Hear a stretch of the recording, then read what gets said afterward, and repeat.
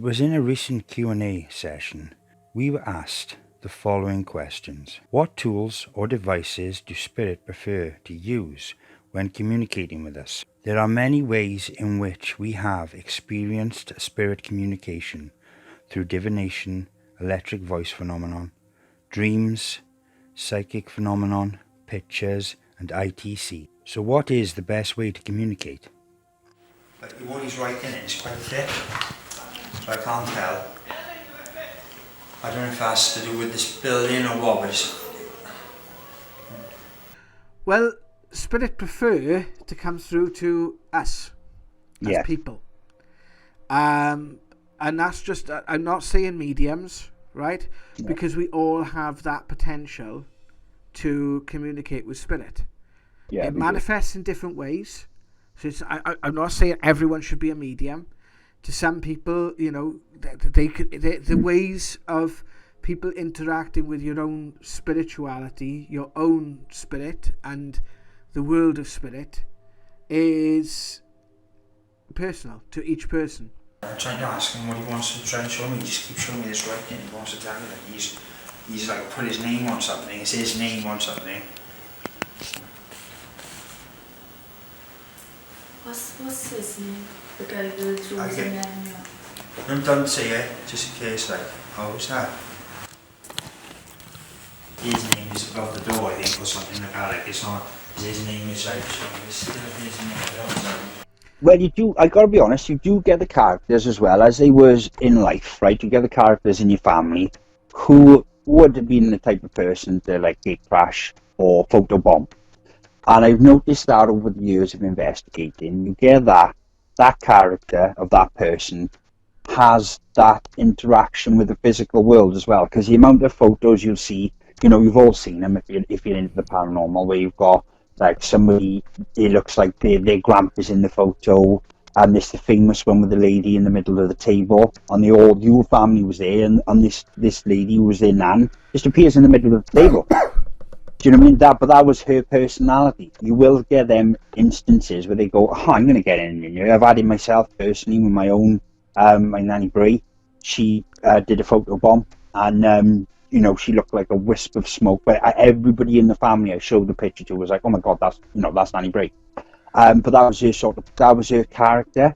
But yeah, on a real world scale, you know, if they can interact with you in that sense, then they're probably going to try that.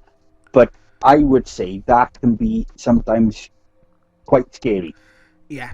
It can be quite scary because it does set the precedent for us as investigators. Because the amount of times, as you know, Jack, we've gone to cases and it's just a loved one trying to get your attention. And, you know, that can be, the problem is that creates a paranormal incident and then you're frightened, so everything's heightened and everything becomes paranormal. In our experience, Spirit will consider the effect they have on different people when choosing to communicate. Experiences right for some may not be right for others. Oh, yeah, that's me, yeah? Is that Jonathan? Because I just heard my name and I heard Bruv before. I heard Jonathan.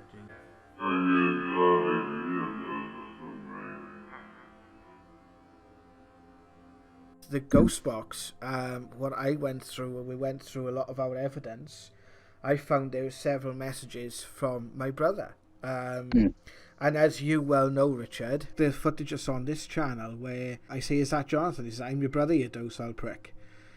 That sort of validation is, it can have an effect. It is scary. It's not run, oh my God, scary. It's like you haven't seen someone you hold dearly for so long, and then you never thought you'd get the chance to speak to them, and you do in a physical way, which when we're here, our main frame of reference is physicality.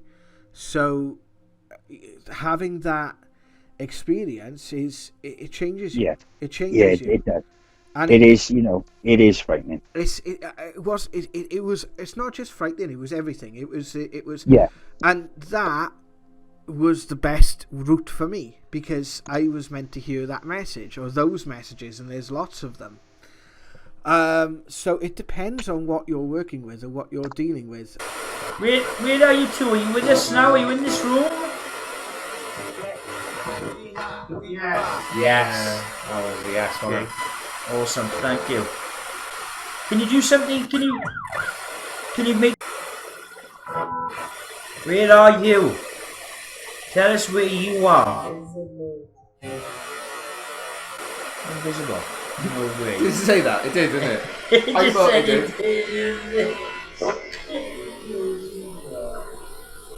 Where are you? There's a lot of stuff that we can hear in real time, and this is what we're saying. This is an emerging thing, and obviously there are going to be lots of people who are detractors from it. Are going to have very good questions, very good. I try and be, as much as I can, even though I work as a medium, the skeptic, because I actually feel I sit over there a bit more than I do with the mediums, because you've always got to be questioning it. When regards to slowing things down, it's more to try and put it in a way that the audience can digest it. And trying to make the sound clearer as well. And make sense of it. When you can hear it in real time, there's a lot that's missed. Now, is that a perfect scenario? No, it's not. Absolutely not. Is some of what we're getting interpretation? Absolutely. What I find is quite undeniable is when someone gives their name, or when someone gives a piece of information that couldn't have come from any other source.